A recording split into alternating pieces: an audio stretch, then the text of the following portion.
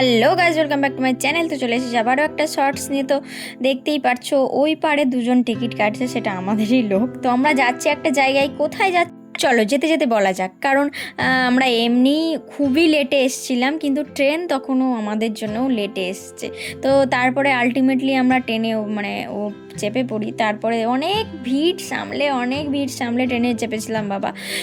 সেটা আমার আজীবন মনে থাকবে, এত তাড়াতাড়ি আমি কখনো আসিনি। তারপরে আমরা সেই ট্রেনের মশলা মুড়ি খেয়ে নিয়েছিলাম, যেটা আমাদের সবারই ফেভারিট।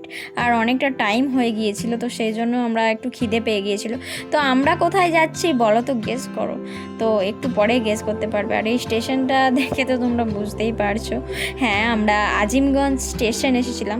তো সেখানে এসকেলেটরে করে চলে গিয়েছিলাম ওই পার, এবং ওই পারে গিয়ে যাব আবার ওই পার, মানে জিয়াগঞ্জ। তো বেসিক্যালি আমি তো হাজারদুয়ারি অনেকবারই দেখেছি। তো আমাদের যারা এনারা এসেছেন, তো এনার নৌকায় চাপার খুব শখ, তাই এই পারে আমি হাজারদুয়ারি টোটো বুক করিনি, ওই পারে গিয়েই টোটো বুক করেছিলাম। আর দেখতেই পাচ্ছ আমাদের ঐতিহ্য ঘোড়ার গাড়ি। তো এটার জন্য এককালীন মুর্শিদাবাদ খুবই বিখ্যাত ছিল, এখনও এই জায়গাটাই একমাত্র রয়েছে।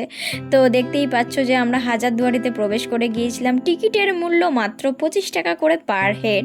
আর ভেতরে যেহেতু ক্যামেরা অ্যালাউ নাই, তো অনেকক্ষণই ছিলাম সেখানে ফটোশ্যুট করে।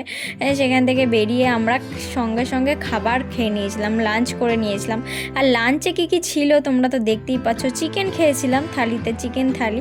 তো দেখতেই পাচ্ছ। তারপরে একটু এতটাই সেদিন গরম পড়েছিল, মানে কি বলবো, মানে আমরা মনে হচ্ছে ভাপে বসে আছি। তারপরে আমরা চলে গিয়েছিলাম কাঠগোলা বাগান বাড়ি, এবং সেখানকার যে এতটা প্রাইস মূল্য, মানে কি বলবো, এন্ট্রি মূল্য। তো মানে 40 টাকা পার হেড। ভেতরে শুধুমাত্র ওই যে বাড়িটা, তার পাশে দুটো গাছ রয়েছে, এইটুকুটাই, মানে এর থেকে হ্যাঁ, আর বেশ কিছু পাখি সংরক্ষণ করা হয়েছে, কিছু জিনিসপত্র রাখা হয়েছে, কিন্তু তাই বলে এতটা প্রাইস।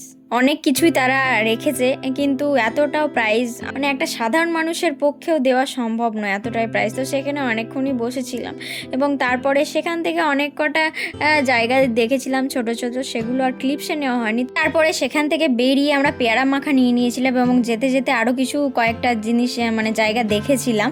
তো এইটা হচ্ছে কি বলো তো, এটা হচ্ছে মির্জাফরের বাড়ি, অবস্থা দেখছো কি। আর এইটা হচ্ছে আর একটা সমাধিক্ষেত্র, এইখানে অনেকগুলো সমাধি রয়েছে, যেটা আমরা টোটো কাকুর কাছে শুনলাম। আর এইটা হচ্ছে সেই জায়গা যেখানে মির্জাফরকে মানে জীবন্ত সমাধি দেওয়া হয়েছিল। তো এইটা হচ্ছে সেই জায়গা। তো এখানে অনেকেই দেখতে আসছে যে একটা মানুষকে জীবন্ত সমাধি দেওয়া কতটা সে কষ্ট সহ্য করেছে, কিন্তু অনেক এই জন্যই বলে পাপ বাপকে ছাড়ে না। তো দেখা হচ্ছে পরের শর্টসে, ততক্ষণের জন্য বাই বাই। নেক্সট পার্ট আর ইন্টারেস্টিং কিছু আসছে।